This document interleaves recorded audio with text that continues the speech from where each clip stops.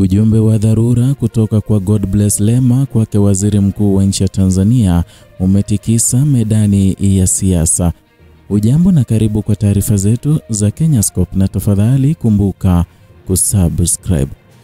Tanzania imeingia katika wimbi jipya la mijadala ya kisiasa baada ya madai kwamba baadhi ya vijana walioshiriki maandamano wamekuwa wakilipwa, hatua ambayo imeibua sintofahamu kuhusu uhalali, malengo na nguvu inayotumiwa na mamlaka katika kudhibiti sauti za upinzani katika kile kinachoonekana kama jaribio la kuhoji mifumo ya utawala na matumizi ya vijana kama nguvu ya kisiasa. Kauli za Godbless Lema zimeibua maswali mapana kuhusu dhamira ya serikali, mwelekeo wa demokrasia na hatia ya haki za kiraia nchini. Kauli hii imekuwa kitovu cha gumzo la kitaifa baada ya Lema kujibu vikali taarifa za Waziri Mkuu Mwigulu Nchemba kuhusu madai ya ushiriki wa vijana kwenye maandamano kwa misingi ya kifedha. Na katika majibizano hayo ya hadharani, mjadala umepanuka kutoka hoja za lugha na maadili ya uongozi hadi swali pana zaidi la nani analinda misingi ya katiba kwa gharama gani.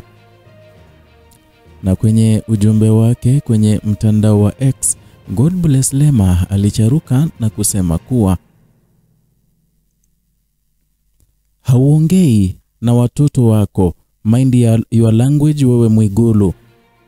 Nafikiri kutakuwa na majuto makubwa sana juu yako, haswa kwa wale waliofikiri wewe ni hekima na shujaa. Hata malengo yako na yenu yaliyoko gizani hayataweza kutimia. Tokeni kwenye denial. Haki uinua taifa.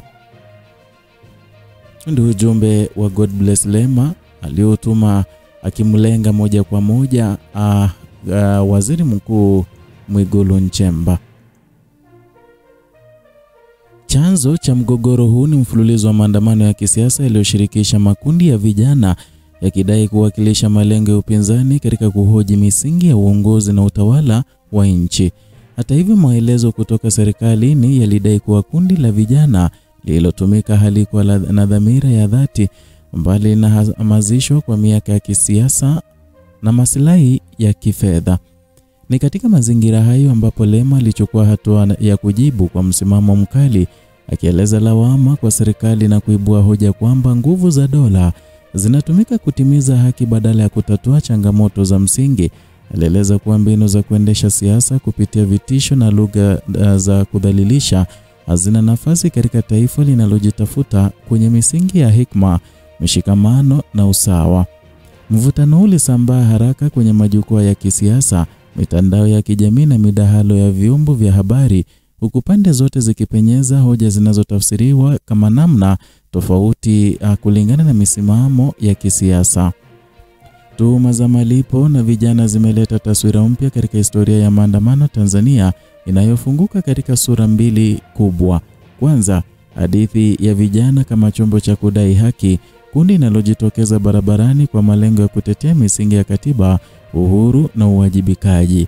Hadithi ya vijana kama nguvu inayodhibitiwa na mifumo ya kisiasa, kundi linalotumiwa kufanikisha ajenda, shinikizo au matokeo yanayofaa upande fulani. Ndani ya simulizi hiyo, Lema ameibua hoja kwamba malipo hayakuhusu nguvu halali ya wananchi kudai haki, na badala yake alionyesha uwepo wa njama zinazoweza kutumiwa kuwahadaa vijana, kuwageuza wakala wa maslahi binafsi, kisha kutumia taswira yao kama ushahidi wa uhalali na hatua za kisiasa. Aidha, swala hilo limeibua swali pana zaidi. Je, vijana wanapewa jukwaa la kushiriki siasa au wanatumika kama wakala wa ajenda zilizoshikiliwa nje ya sauti yao halisi? Majibizano kati ya Lema na Mwigulu yaligeuka mjadala wa maadili ya uongozi.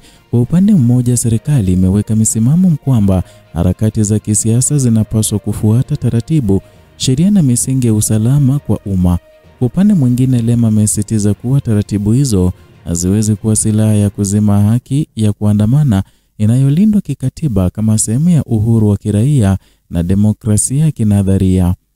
Je, sheria inatumika kulinda utulivu au kuitumia kama ngao ya kudhibiti upinzani? Je, vijana wanapata nafasi ya kujenga taifa au wanabebeshwa makundi ya ajenda yanayowapoka haki zao? Je, serikali ina wajibu wa kusikiliza sauti za wananchi au ina mamlaka ya kuamua ni nani anayepaswa kusikika? Moja ya sehemu zilizotawala mijadala si tu hoja ya kimfumo, bali ni sauti ya siasa yenyewe. Kauli zinazotumika kwenye mijadala hii zimeibua hoja kuhusu ukomavu wa uongozi, staha ya lugha na namna viongozi wanavyowasiliana na wananchi. Na katika simulizi ya mjadala huu, lugha inakuwa si tu chombo cha mawasiliano, bali kipimo cha uhalali wa mamlaka. Na suala hili limewafanya baadhi ya wachambuzi wa mtandaoni kusukuma hoja nje ya mahusiano ya kisiasa na kuangalia namna taifa linavyojenga misingi ya heshima na ustaarabu katika mjadala wa umma. Kwa upande mpana zaidi, kauli ya Lemi imefungua mjadala kuhusu uwazi wa serikali wakati inafanya maamuzi yanayogusa uhuru wa kiraia.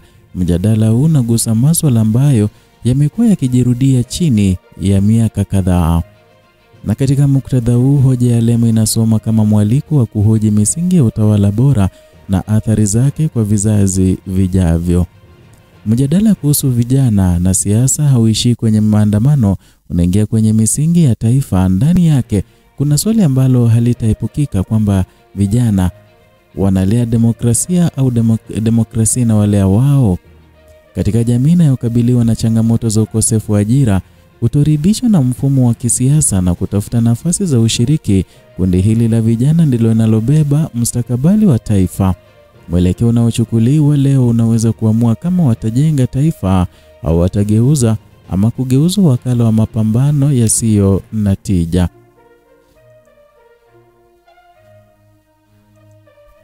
Taifa limefika mahali ambapo hoja zimekuwa zito kuliko kauli, na mustakabali wa vijana umeanza kuzungumziwa si kwa kundi la kupangwa, bali kama uti wa mgongo wa mabadiliko. Na katika mlango huo mpya, haki ndio inatajwa kuwa dira kuu. Ikiwa italindwa, itabadilisha nchi. Ikiwa itachezewa, basi itaibua kizazi kipya cha mgogoro wa kisiasa. Ni hayo tuliyokuandalia kutoka hapa Kenyascope, channel yako pendwa ambayo inakuletea taarifa kwa makini na kwa kina.